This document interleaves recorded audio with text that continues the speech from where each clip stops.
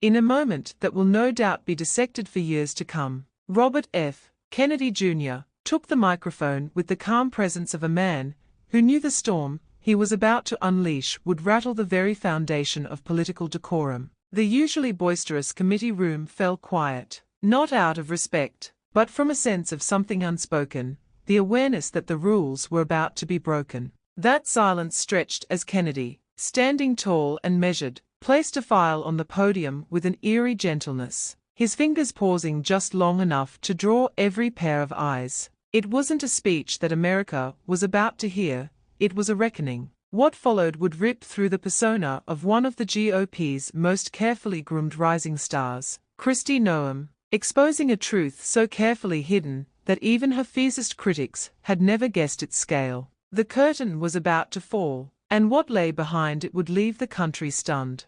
The setting itself was significant. This wasn't a late-night cable news segment, or a partisan hearing room filled with predictable grandstanding. This was the Senate Agriculture Committee, a traditionally staid forum where policy discussions typically focused on crop subsidies and water rights. The C-SPAN cameras that normally captured drowsy proceedings were about to broadcast one of the most explosive political moments in recent memory. Kennedy had chosen his venue carefully, a committee where agricultural integrity mattered, where rural values were respected, and where Noem's carefully crafted farmer governor image would be most vulnerable to scrutiny. Before the nation had even digested what was happening, Kennedy launched into a story that had all the hallmarks of a calculated political takedown, but it was far more than that. He didn't begin by shouting, accusing, or dramatizing. Instead, he painted a portrait of trust, of legacy, of the deep responsibility that public servants carry when they ask the American people for faith. He spoke of the difference between politics and principle, and how the former too often crushes the latter beneath the weight of ambition. His voice carried the weight of someone who understood what it meant to carry a famous name, to live under public scrutiny, and to face the choice between personal gain and public service. Then, with the weight of that somber introduction, he said her name, not with malice, but with clarity, Kristi Noem. He said it softly, but the impact was thunderous. The name hung in the air like a verdict already rendered. Camera operators zoomed in on faces in the gallery, capturing the moment when political theater transformed into something more consequential.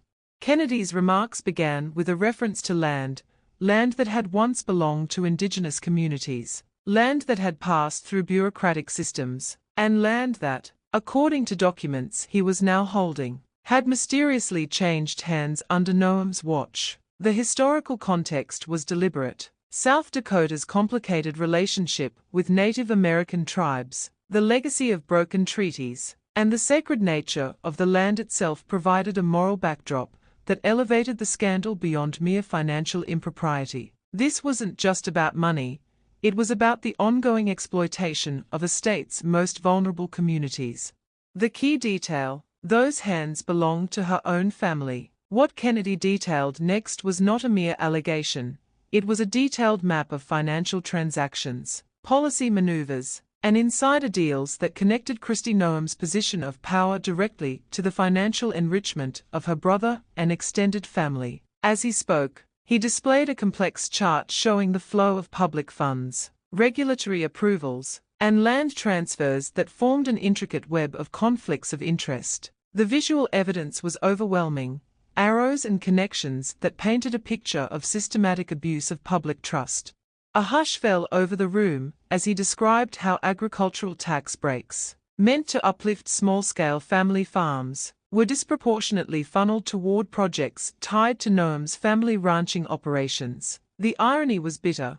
Programs designed to help struggling rural families were instead enriching one of the state's most powerful political dynasties. Several parcels of land, marked for community agriculture, had been rerouted into a shell company that, according to registration records, was controlled by her brother, using a proxy business name that traced back to a P.O. box in a strip mall outside Sioux Falls. The room tensed further when Kennedy produced emails, not speculative memos or anonymous leaks, but hard, time-stamped communications between Noem's office and state regulatory boards. These weren't casual exchanges between colleagues. They were smoking guns. The emails showed a pattern of intervention, pressure, and manipulation that spanned years. One particularly damning exchange showed Noem's chief of staff questioning why a particular environmental impact study was taking so long, followed by a response indicating that the governor's office has expressed urgency on this matter. These emails included language that, though coded in political nuance, clearly revealed an intent to fast-track permits and suppress internal audits of how this land was being allocated. One email, in particular, written by a senior staffer, casually noted, "We've taken care of the ranch concern. Kristi said it's essential for the family's winter expansion." That concern, Kennedy pointed out, had been logged the day before as a conflict of interest within the committee, only to be mysteriously removed from the agenda 24 hours later. The bureaucratic machinery of government had been turned into a personal service apparatus.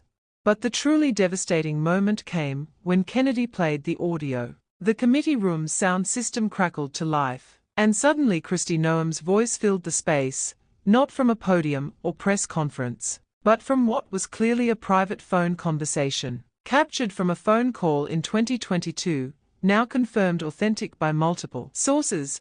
Kristi Noem was heard discussing a land deal with a South Dakota zoning official. Her tone was measured but unmistakably authoritative, carrying the casual confidence of someone accustomed to having their requests granted without question.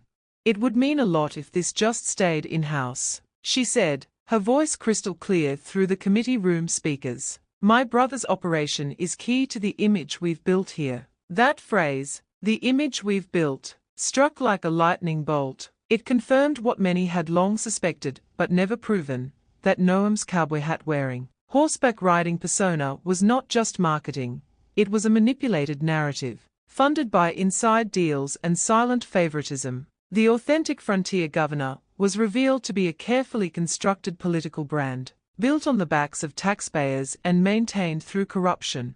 The audio continued for another 30 seconds, with Noem discussing specific parcels of land, permit numbers, and timelines with the kind of detailed knowledge that could only come from personal involvement. When the recording ended, the silence in the room was deafening. Even seasoned political reporters, accustomed to scandal and controversy, sat stunned by the raw evidence of corruption they had just witnessed. The fallout was immediate and electrifying. Reporters in the room scrambled to record every second, their phones buzzing with calls from editors demanding instant analysis. Live feeds from major news networks began breaking into scheduled coverage, with anchors struggling to contextualize the enormity of what they were witnessing. CNN interrupted its regular programming. Fox News found itself in the uncomfortable position of covering a scandal involving one of its frequent guests. MSNBC prepared for wall-to-wall coverage that would dominate the news cycle for weeks. Social media ignited, with the hashtag #NoemFamilyScandal surging within minutes. Twitter exploded with clips of the audio recording, shared and reshared thousands of times. TikTok users created reaction videos, their shock and disbelief genuine. Facebook groups dedicated to South Dakota politics suddenly found themselves flooded with new members, all demanding answers and accountability. Political commentators, once hesitant to challenge Noem's growing prominence, suddenly found their inboxes flooded with source tips, whistleblower statements, and years of quietly buried records. The dam had burst, and information that had been suppressed or ignored for years suddenly found its way into the light. Former employees reached out to journalists, offering to share their experiences. Local activists who had been trying to draw attention to these issues for years suddenly found themselves in demand. The right-wing defense machine, usually swift and aggressive, was noticeably sluggish. While a few pundits attempted to deflect, many others simply fell silent, awaiting a response from Noem herself. The usual talking points about media bias and political witch hunts felt hollow in the face of such overwhelming evidence. Conservative media personalities who had championed Noem as a potential presidential candidate found themselves scrambling to distance themselves from the scandal. But she said nothing, not immediately. Her spokesperson issued a brief statement calling the revelations baseless political attacks. But the language was cautious, even fearful. There was no firm denial of the documents, no attack on their authenticity. It was as if they were buying time, time to regroup, time to rewrite a story that had already written itself. The statement was released nearly 6 hours after Kennedy's presentation, an eternity in the modern news cycle. Behind the scenes, sources close to her administration described panic, staffers deleting Slack messages, emergency legal counsel meetings, and a cancelled fundraiser that was meant to raise money for a rumored vice presidential bid. All signs pointed to one truth: the fortress around Kristi Noem had been breached. Her inner circle, once fiercely loyal, began to fracture under the pressure of potential criminal liability. As the country watched, Kennedy refused to gloat. In the following days, he did not grant interviews, appear on television, or issue triumphant social media posts. His silence was as strategic as his revelation. He knew what he had unleashed did not require embellishment. The facts spoke louder than outrage. This wasn't about party lines or campaign points. It was about integrity. And as more evidence began surfacing, the magnitude of the scandal grew exponentially. His restraint stood in stark contrast to the political circus that typically surrounds such moments. In an era of constant commentary and instant analysis, Kennedy's quiet dignity elevated the gravity of his accusations. He had delivered a knockout blow and then stepped back, allowing the evidence to speak for itself. Investigative journalists dug into years of South Dakota public records and found a pattern. Public money allocated for state infrastructure had mysteriously been funneled into private road development near Noem's family ranch. One road, listed in public documents as a county improvement project, led directly to a private hunting lodge constructed on land co-owned by Noem's cousin, who, as it turned out, had donated generously to her campaign just weeks before the budget vote. Aerial photos from independent sources revealed that no other structures existed on the route. It was a road to nowhere, except that nowhere was a taxpayer-funded lodge generating private revenue.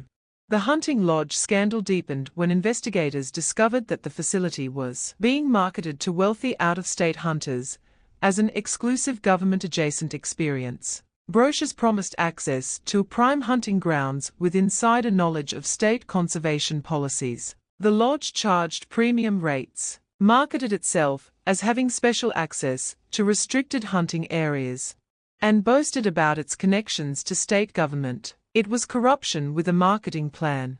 Then came the whistleblowers. A former aide who had served under Noem anonymously testified to a local reporter, claiming she had been instructed not to document specific meetings involving the governor's family. The aide described a parallel system of governance where family business was conducted through unofficial channels, using personal phones and private email accounts to avoid public records laws. Another whistleblower, a former Department of Agriculture employee, submitted sworn testimony that certain zoning exemptions for Noem's family property were fast-tracked against normal protocol. The chain of silence, built through fear and loyalty, had begun to fracture. More whistleblowers emerged as the story gained momentum. A former state contractor revealed that he had been pressured to prioritize work on properties connected to Noem's family, even when other projects had been scheduled first. An environmental consultant disclosed that she had been asked to expedite assessments for land deals involving the governor's relatives, while delaying similar work for ordinary citizens. The pattern was clear. Public resources were being diverted to benefit one family at the expense of everyone else.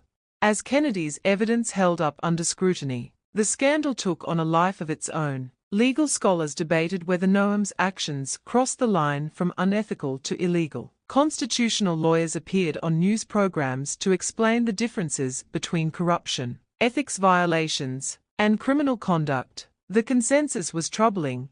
Even if Noem's actions didn't constitute criminal behavior, they represented a profound betrayal of public trust.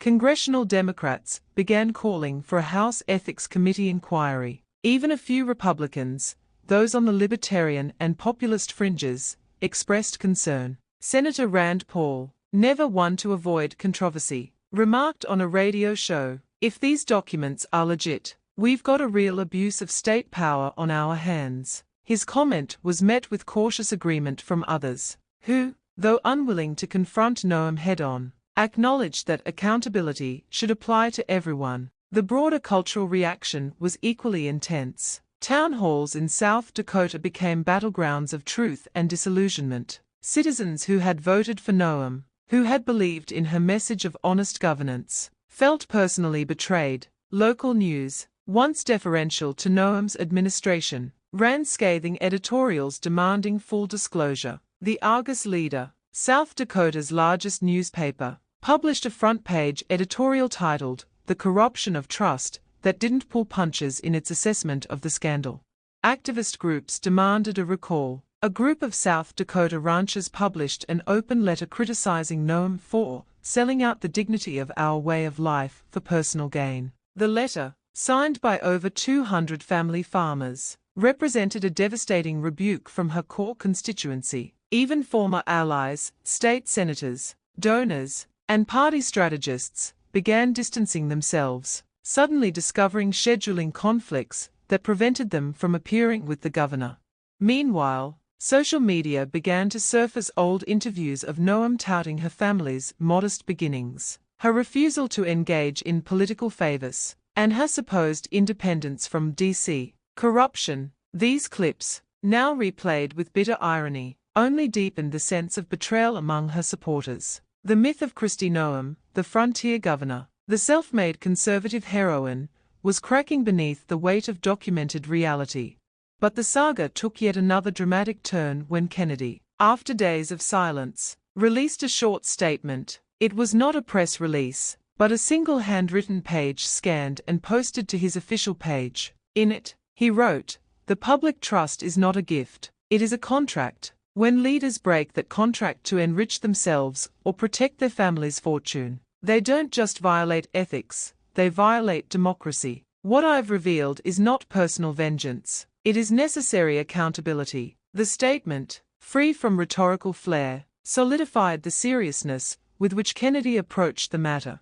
His words struck a chord across the political spectrum. They reminded voters, especially those exhausted by performative politics, that transparency must be non-negotiable. And in doing so, Kennedy didn't just expose a political rival, he held up a mirror to the country. What are we willing to ignore for the sake of branding? How long will we reward myth over truth? The questions now echo louder than the accusations.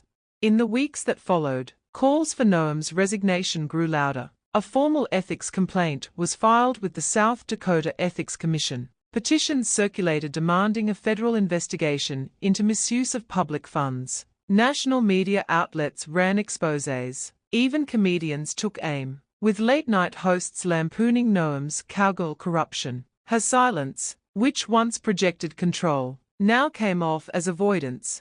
The FBI announced it was reviewing the evidence presented by Kennedy's team. The IRS began examining tax filings related to the shell companies involved in the land deals. The Department of Agriculture launched an investigation into the misuse of federal agricultural subsidies. What had begun as a political scandal was rapidly becoming a multi-agency criminal investigation. Yet through all this, Noem remained physically absent. Her few public appearances were tightly controlled, free of press access. When she finally addressed the controversy in a pre-recorded video, her message was vague, defensive, and oddly devoid of any factual rebuttal. "There are forces who want to destroy strong conservatives," she claimed, before pivoting to familiar talking points about media bias. But what she didn't offer was a single explanation for the documents, the calls, the emails, or the audio clip. The video, released on her official YouTube channel, was a masterclass in political deflection. Instead of addressing the specific allegations, she spoke in generalities about the deep state and political persecution. She invoked her family's farming heritage, her commitment to conservative values, and her record of standing up to federal overreach. What she didn't do was explain why taxpayer money had been used to benefit her family's business interests. At this point, it is not just a story about Kristi Noem, it's a lesson about the fragility of public image. The public can be forgiving. Scandals come and go, but when someone builds their career on the myth of honesty and grit, only to be revealed as a beneficiary of secretive favoritism, the fall feels personal. People believed in her, and now they feel deceived. The legacy of Kennedy's revelation is still unfolding. Perhaps investigations will escalate into criminal charges. Perhaps Noem will weather the storm and attempt to rebrand. But regardless of outcome, one thing is certain: America will never look at Kristi Noem the same way again. The cowboy boots and prairie rhetoric that once seemed authentic now appear as props in an elaborate performance, funded by corruption and maintained through deception. The scandal has also sparked broader conversations about political accountability, the role of family connections in government, and the need for stronger ethics enforcement. Reform advocates are using the Noem case as a rallying cry for stricter conflict of interest laws and more robust oversight of state officials. The question isn't just what Noem did wrong, it's how the system allowed it to happen for so long. If you believe in truth, transparency, and real accountability in leadership, now is the time to raise your voice. Like this video, subscribe to our channel for ongoing coverage, and hit that bell icon so you never miss an update. We don't just cover the noise, we uncover the truth. Stay tuned, because this is far from over. The reckoning has only just begun, and the American people deserve to know the full extent of this betrayal of public trust.